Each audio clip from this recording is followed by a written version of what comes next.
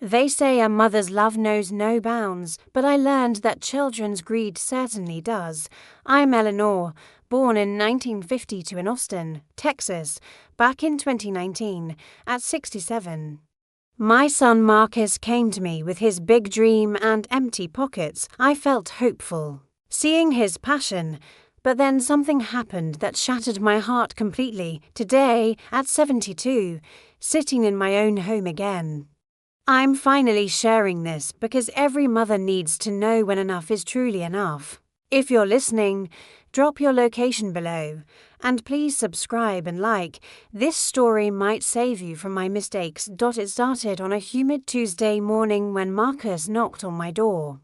His eyes bright with excitement. "Mom, I've got this incredible opportunity," he said, pacing around my living room like a caged animal.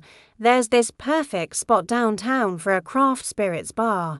The lease is available, but I need $50,000 by Friday." I watched my 35-year-old son, still chasing dreams like he was 20, and my heart swelled with that familiar mixture of pride and worry that only mothers understand. "Marcus, honey, you know I don't have that kind of cash lying around," I told him gently. My husband Robert had passed 3 years earlier, leaving me with our modest home and his pension. Marcus's face fell, and I saw that same disappointed look he'd worn as a child when I couldn't buy him the expensive toys his friends had. But I continued, reaching for his hand. "I might have something else." I walked to my bedroom and opened the small jewelry box on my dresser. Inside, nestled in faded velvet, sat my wedding ring, a simple gold band with a small diamond that Robert had saved for months to buy in 1975. We'd been married 42 years when he died, and I hadn't taken it off since our wedding day except for surgeries.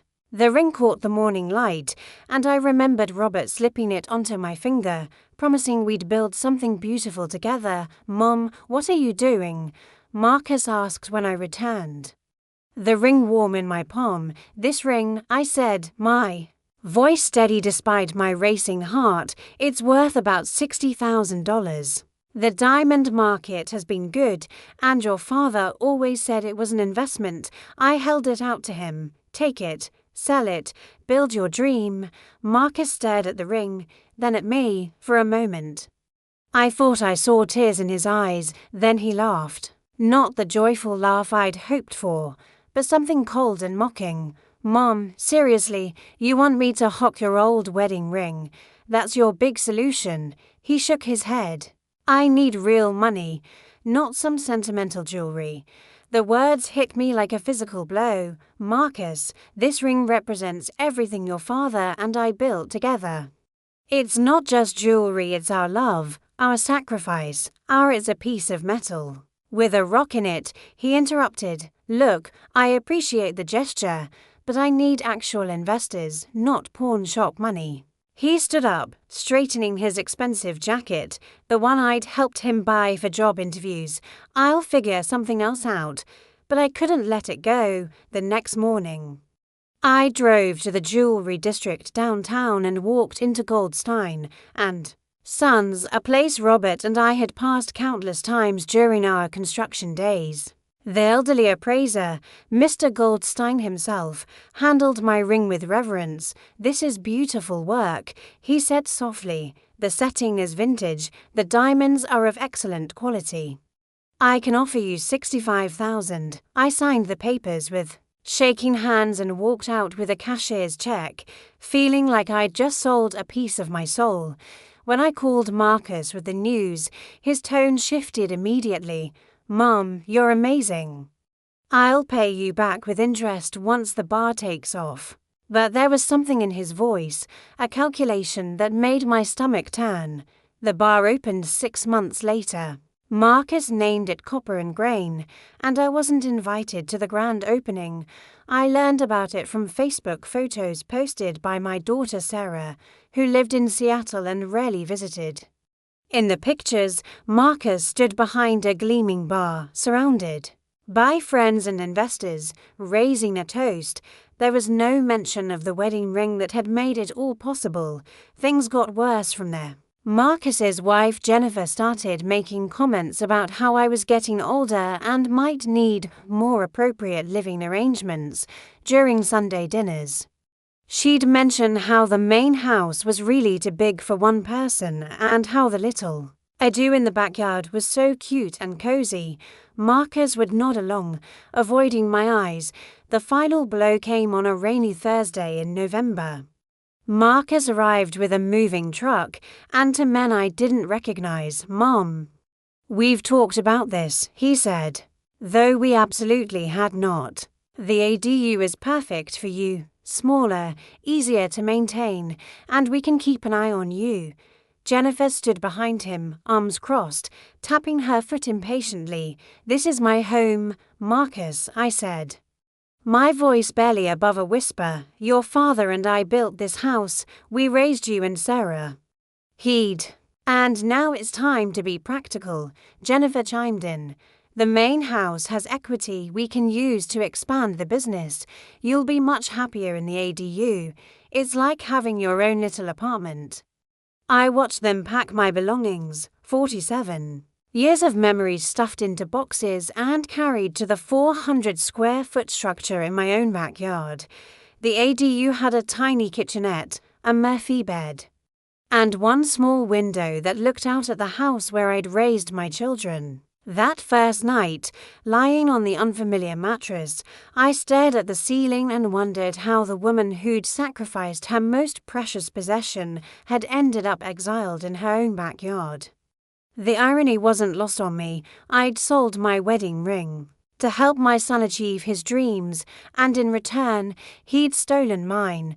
The months in the ADU passed like a slow-motion nightmare.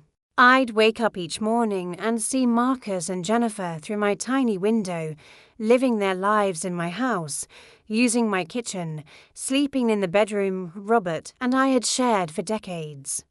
Marcus would wave occasionally when he saw me, that guilty little gesture that said everything about how he really felt. The bar was doing well, I could tell from the expensive cars in the driveway and Jennifer's new designer handbags. But there was never any mention of paying me back.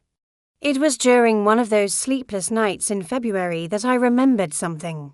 Robert had told me years ago we'd been lying in bed after a particularly good day at our construction company, and he'd squeezed my hand and said, "Eleanor, I've got something put away for a rainy day.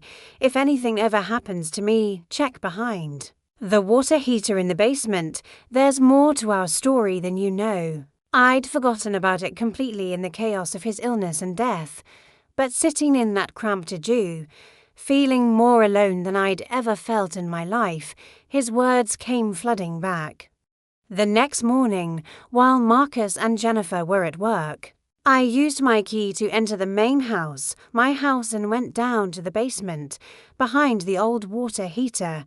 Just as Robert had said, I found a loose brick. My heart pounded as I worked it free, revealing a small fireproof safe I'd never seen before.